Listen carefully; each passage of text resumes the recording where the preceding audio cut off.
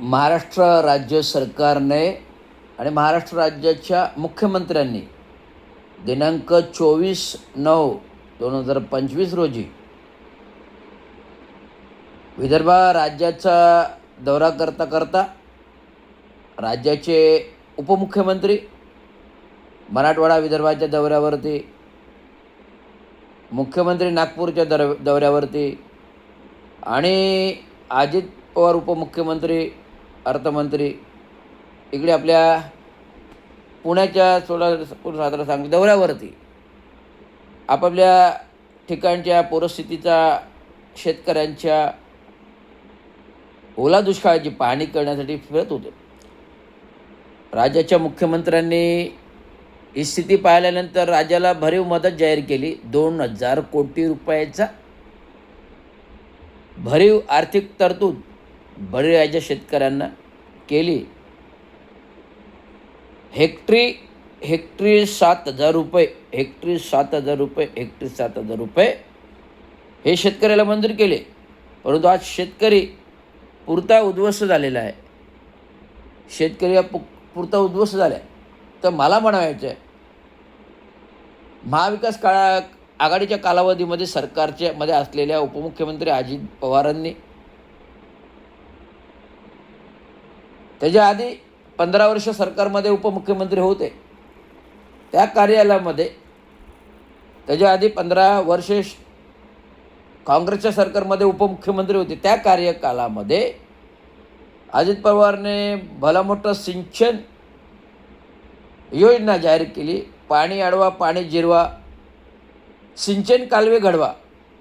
पाणी अडवा, पाणी जिरवा, सिंचन कालवे घडवा या अंतर्गत अजित पवारांनी जलसिंचन विभागातून भरीव कार्य केलं. मसिया म्हटलं जाईल. याच्या बाबतीत जो काही विकास केला, जो सिंचनाद्वारे, कालव्याद्वारे पाणी जोडणी केली, शेतकऱ्यांच्या शेतापर्यंत पाणी पोचलं. जर खरोखर सिंचन झालं असतं, सिंचन कालवे झाले असते, शेतकऱ्यांच्या शेतापर्यंत पाणी पोचलं असतं, तर आज पूरस्थितीमध्ये हाहाकार उडाला नसता. जर योग्य नियोजन, योग्य आराखडा राज्य सरकारने वेळीच केला असता जलसिंचनाद्वारे, तर आज हे जे पावसाचे पडणारे पाणी त्या शेतामध्ये लोकांनी जलसिंचन कालव्याद्वारे आपल्या विहिरी, नदी, नाल्यापर्यंत पोचवलं असतं. परंतु हे जे धोरण आहे, पाणी अडवा, पाणी जिरवा, त्या काळी महामानव विश्वभूषण परमपूज्य डॉक्टर बाबासाहेब आंबेडकरांनी भविष्यामध्ये महाविश्वभूषण स्वातंत्र्य काळामध्ये डॉक्टर बाबासाहेब आंबेडकरांनी पाणी अडवा, पाणी जिरवा हे धोरण राबवण्यास सल्लामसलत सूचना दिल्या होत्या. लिहून ठेवलं होतं की राज्याला, देशाला कुठल्याही दुष्काळग्रस्त परिस्थिती येऊ नये म्हणून पाणी जोड प्रकल्प, कालवे जोड प्रकल्प डॉक्टर बाबासाहेब आंबेडकरांनी त्या काळी सुचवले होते. त्या काळी सुचवलेल्या गोष्टी जर आज योग्य आराखड्यानुसार, योग्य प्लॅनिंगनुसार, योग्य आखणीनुसार झाल्या असत्या, तर आज ही राज्यामध्ये पूरस्थिती उद्भवली नसती. पडणाऱ्या पावसाचं पाण्याचं योग्य नियोजन झालं असतं, नदी नाल्यामध्ये, खाडीपर्यंत, विहिरीपर्यंत पोचलं असतं. परंतु आम्ही सरकारमधील तिजोरीमधले 70,000 कोटी प्रकल्पाला मंजूर केले, सिंचन घोटाळ्याला मंजूर केले. परंतु त्या प्रकल्पाच्या निविदेचे पैसे अजित पवारांच्या खिच्यात गेले, अजित पवारांच्या घरात गेले. आज अजित पवार राज्याचे उपमुख्यमंत्री आहेत. किती वेळा झाले? काँग्रेसच्या कालावधीमध्ये उपमुख्यमंत्री 2 वेळा, नंतर भारतीय जनता पार्टीचे सरकार आलं, त्याच्यानंतर 2019ला महाविकास आघाडीचं सरकार कोसळून आलं. तत्पूर्वी जो काही वाद झाला शिवसेना BJPचा फाटाफुटीचा, त्याच्यामध्ये अजित पवारांनी जे पहाटेचा शपथविधी घेतला आणि जलसिंचनाच्या फायली रफादफा केल्या,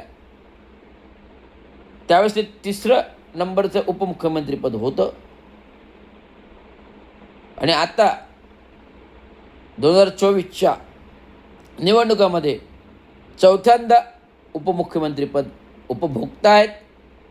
परंतु हा काही जो का 70,000 कोटीचा घोटाळा 2019मध्ये लोकसभा निवडणूक, 2024च्या लोकसभा निवडणुकीमध्ये होण्यापूर्वी 2021च्या पंतप्रधान देशाचे नरेंद्र मोदींनी शरद पवारांवर टीका टिप्पणी करताना महाराष्ट्र में भली बात एक बड़े पक्ष ने 70,000 कोटी का सिंचन घोटाला किया है, 70,000 कोटी का सिंचन घोटाला किया है.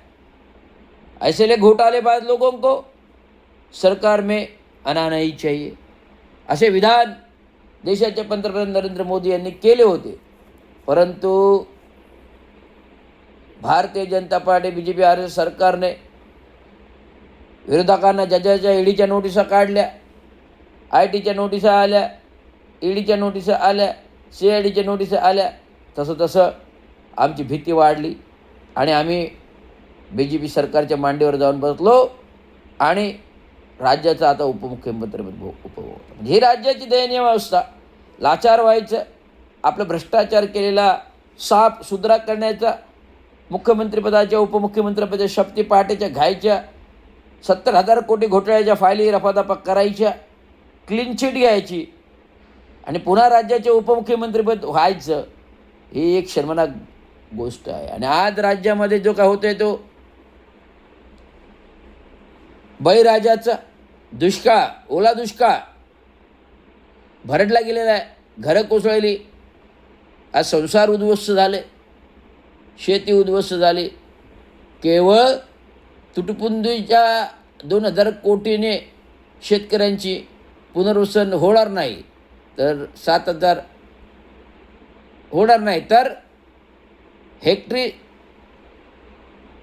हेक्टरी 7,000 रुपये देऊन, हेक्टरी 7,000 रुपये, केवळ 7,000 रुपये देऊन हेक्टरी शेतकऱ्यांचं पुनर्वसन होणार नाही. तर त्यासाठी हेक्टरी 50,000 रुपये शेतकऱ्यांना बळीराजाला जाहीर करायला हवेत. पंजाब सरकारने शेतकऱ्यांना 50,000 रुपये पर हेक्टरी दुष्काळग्रस्त शेतकऱ्यांना जाहीर केले. तर या छत्रपतींच्या महाराष्ट्रामध्ये छत्रपतींनी कधी रयतेला कमी पडू दिले नाही. आज आपला जेव्हा संकट आली राज्यावरती, त्या छत्रपती शिवाजी महाराजांनी आपल्या अष्टप्रधान मंडळाला तातडीने बैठका घेऊन आदेश दिले जायचे की रयतेला कोणतीही रसद कमी पडता कामा नये. राजानंतर प्रजा प्रथम ही तंत्रप्रणाली मार्गदर्शित छत्रपती शिवाजी महाराजांचे आज सर्वजण विसरलेलं आहे. केवळ राजकारणाच्या खुर्चीसाठी आपण वापर करतो, फुलेशाही आंबेडकरांचं नाव घेतो आणि राज्य सरकार राजकारण करतो, सरकार चालवतो. परंतु या इतिहासकारांचे मार्गदर्शनत्व विसरून आज आम्ही केवळ बळीराजाच्या शेतकऱ्यांचे बोळवण करतो. केवळ 7,000 रुपयावरती आणि 2,000 कोटी आज कुंभमेळ्यासाठी दगडांच्या देवांसाठी जाहीर बोलतो, दगडांचं देव बोलतो. आज कुंभमेळ्यासाठी दगडांच्या देवासाठी ज्यांचे अस्तित्व आहे ना जे जाणवत, अशा त्या साधू महाराज संतांसाठी, महंतांसाठी, अशा त्या साधू महाराज संतांसाठी, महाराजांसाठी, भगवस्तधारांसाठी 14,000 कोटी रुपये कुंभमेळ्यासाठी. आणि जिवंत माणसासाठी जो हालापेष्टा भोगतो त्याच्यासाठी केवळ 2,000 रुपये कोटी, त्यासाठी केवळ 2,000 कोटी. कसं पुनर्वसन होणार, कसं काय होणार? हे अंधश्रद्धा कामं, कुंभमेळा, डुंबमेळा, ठंबमेळा, अर्धनग्न उघडे नग्न लोकांना दर्शन करवणं विभत्स दृश्य साधू महाराजांचे बंद करा. कुठल्याही गंगेमध्ये डुबकी मारून कोणाची पापं धुतली जात नाहीत, पापं वाढीस लागतात. कुठल्याही गंगेमध्ये डुबकी मारून कोणाची पापं धुतली जात नाही, पापं वाढीस. आज तुम्ही केलेल्या पापाचं फलित बळीराजा भोगतोय. आज तुम्ही केलेल्या पापांचे फळीत बळीराजा भोगतोय. आज तुम्ही केलेल्या पापांचे फळीत बळीराजा भोगतोय. त्यामुळे सरकारने ओळा दुष्काळ जरी जाहीर केला असलं तरी भरीव मदत जाहीर केली नाही, त्याचा आम्ही निषेध करतो. महाराष्ट्र म्युनिसिपल कर्मचारी युनियन, महाराष्ट्र ऑल इंडिया कामगार सेना, महाराष्ट्र अभियंता असोसिएशन युनियन, स्टेम प्राधिकरण युनियन, परिवर्तन कामगार सेना नाशिक, असंघटित कामगार युनियन, महाराष्ट्र एस टी मंडळ कर्मचारी युनियन, महाराष्ट्र पोलीस कर्मचारी संघटना, ऑल कामगार स्टेट या मुख्यमंत्र्यांचा निषेध करत आहे. धन्यवाद. जय महाराष्ट्र.